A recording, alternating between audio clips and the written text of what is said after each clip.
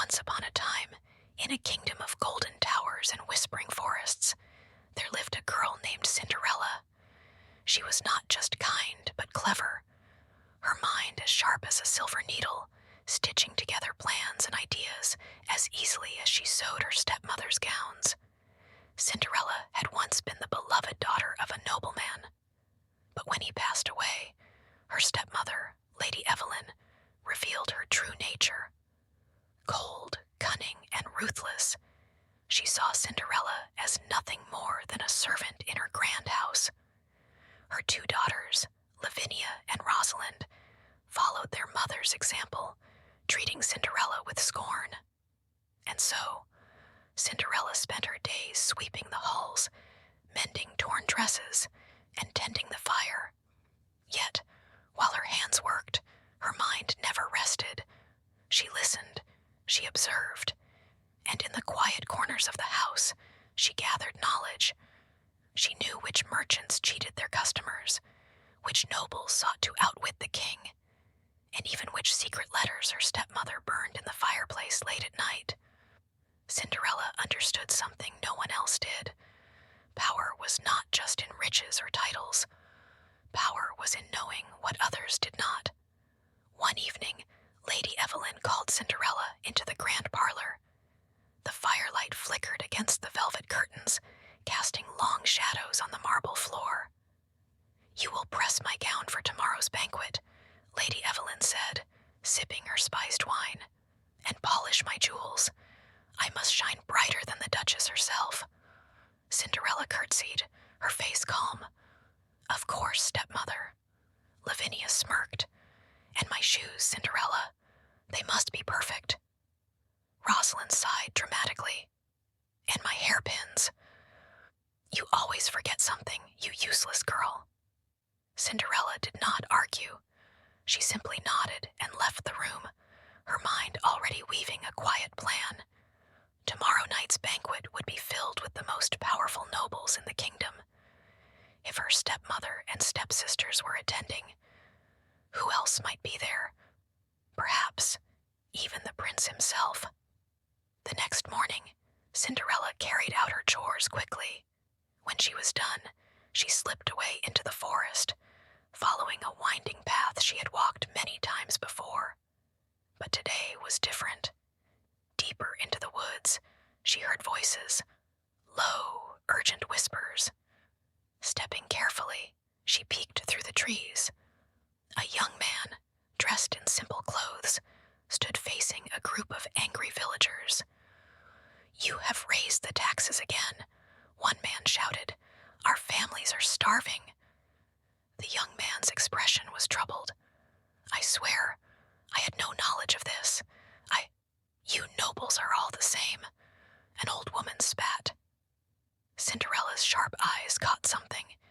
This young man's boots were too finely made for a commoner, and his stance. This was no ordinary traveler. This was someone important. A plan formed in her mind. She stepped forward, her voice calm and clear. "Good people," she said. "If he were truly the one raising your taxes, would he be here alone, without guards? Would he not be sitting in a palace, counting his gold?" The villagers hesitated. Cinderella turned to the young man. "Tell me, sir, why are you here?" The young man's eyes met hers, intelligent, searching. He hesitated, then spoke. "I wanted to understand my people's struggles," he admitted. Cinderella nodded. "Then prove it.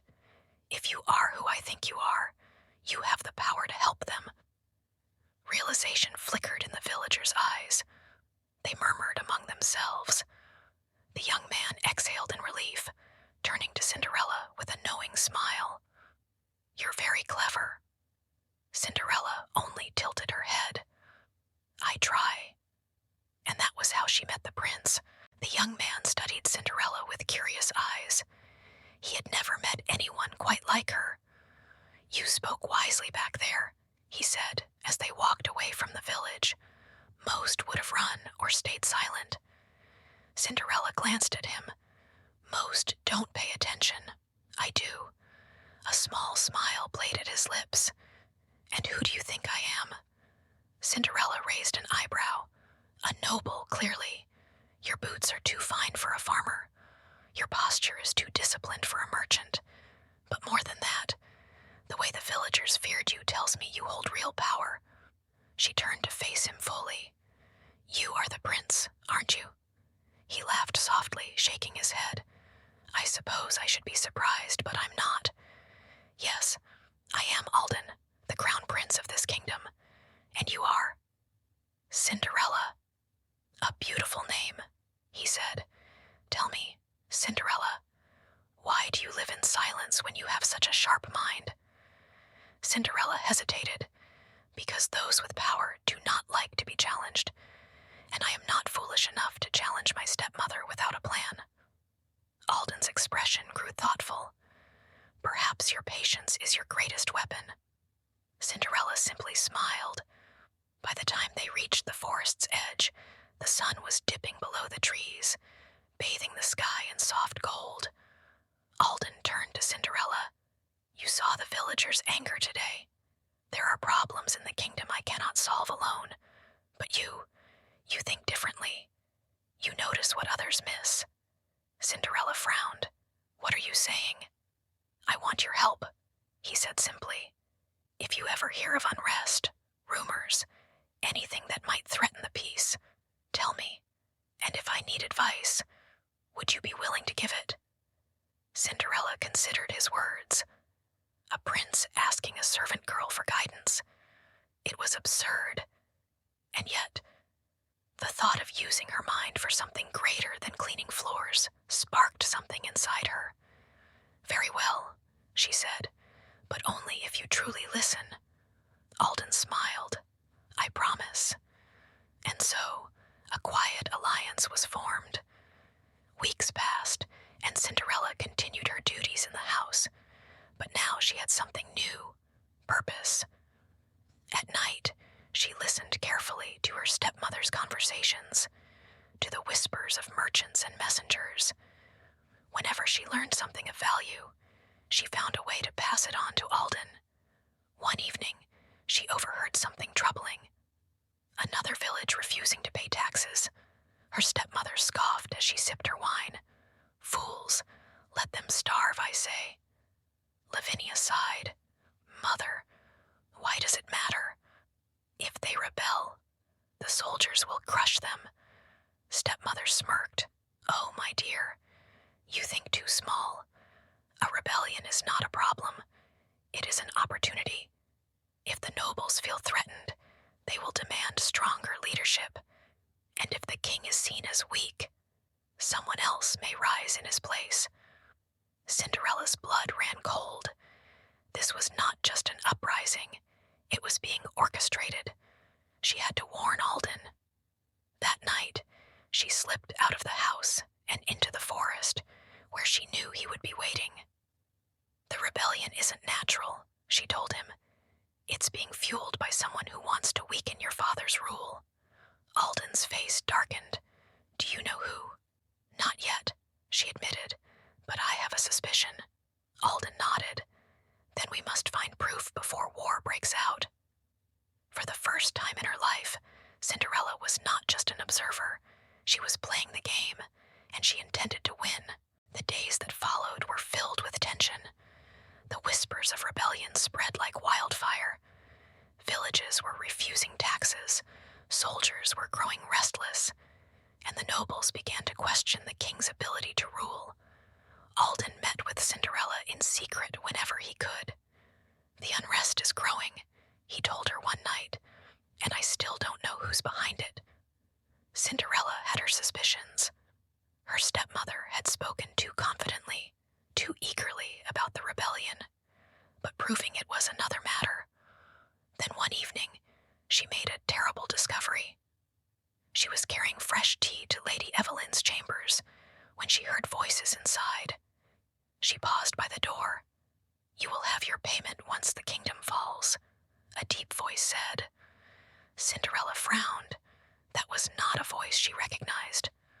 And if the king does not fall, her stepmother asked, a low chuckle, then we will ensure he does. The people are already angry. One wrong move, and they will turn against him. And when they do, we will strike. Cinderella's grip tightened on the tray. She had found the culprit, but she was not prepared for what happened next. The floor creaked under her step. Silence. Then, the door swung open. Her stepmother's sharp eyes met hers. A slow, knowing smile spread across Lady Evelyn's lips. Listening, are we? Cinderella turned to run, but before she could take a step, strong hands grabbed her from behind. You shouldn't have been so clever, my dear, her stepmother whispered. Darkness took her. When Cinderella woke, she was somewhere cold and damp. A cellar, a dungeon. Her head throbbed. Her wrists were bound. Panic curled in her chest, but she forced herself to think. What had happened? She had discovered the truth. Her stepmother and someone powerful were behind the rebellion, but now she was trapped, and if no one found her, she would disappear, just like that. For the first time in her life, she felt utterly powerless. She closed her eyes. Was this how it ended? And then, a small giggle echoed through the dark. Cinderella's eyes snapped open. A tiny glow hovered in the air. Then, with a soft twirl, the glow took shape into the most peculiar creature she had ever seen. A small girl with shimmering wings, golden curls, and mischievous eyes. Well, well, the little being said, floating upside down. You look like you're in a bit of trouble. Cinderella blinked. What are you? The fairy grinned. I'm whatever you need me to be. And right now, you need a way out, don't you? Cinderella stared at her. She had heard of magic before, but never had she believed in it.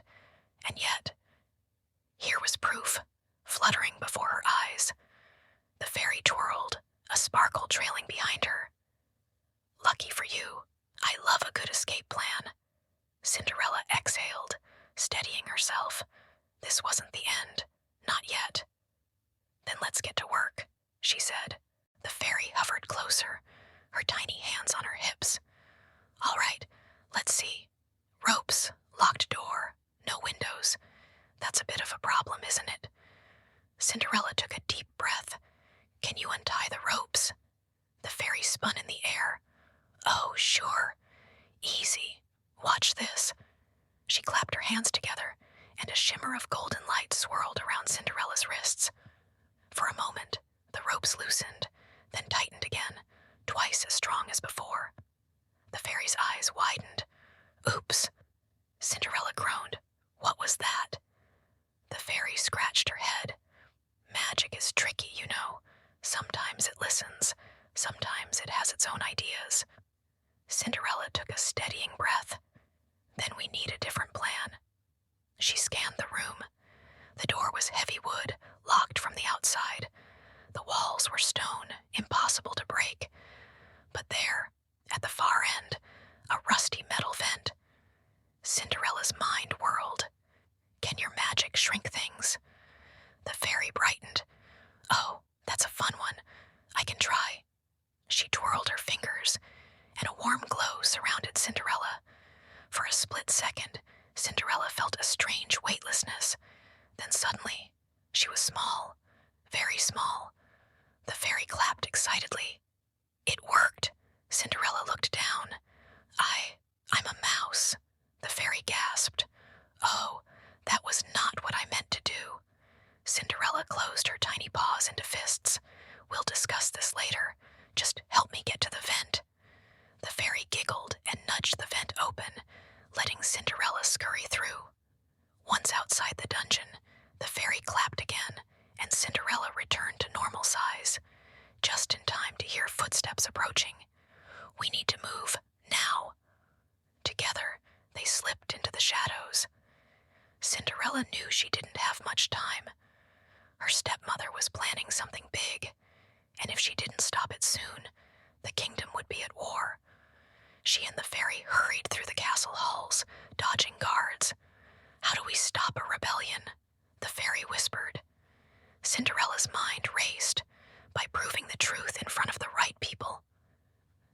moment she saw it, the grand doors of the royal courtroom. Inside, the king, prince, and nobles were in a heated discussion. It was now or never. Cinderella turned to the fairy. "Can you do one last spell?" The fairy saluted. "Of course. What kind?" Cinderella's eyes gleamed. "A voice spell. Make my stepmother's next words, not her own." The fairy gasped, then giggled.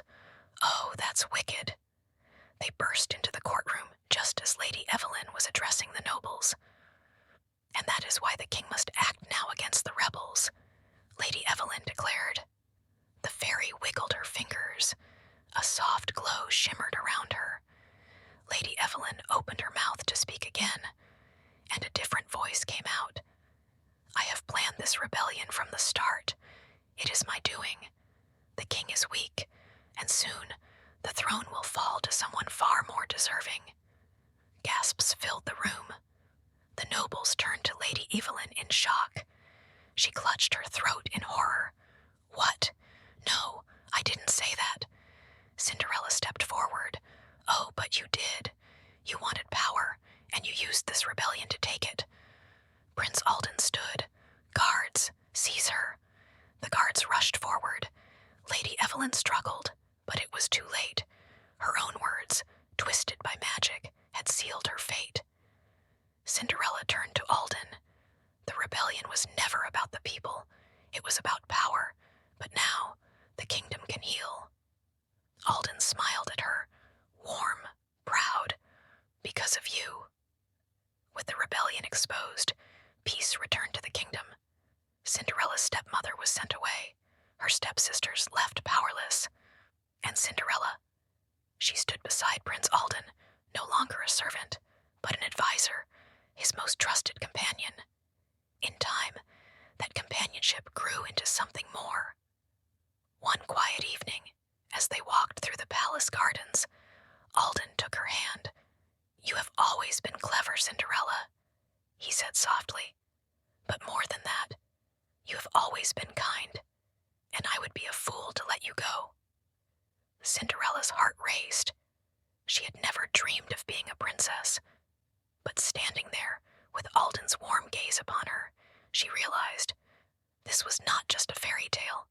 This was her story, and it had just begun.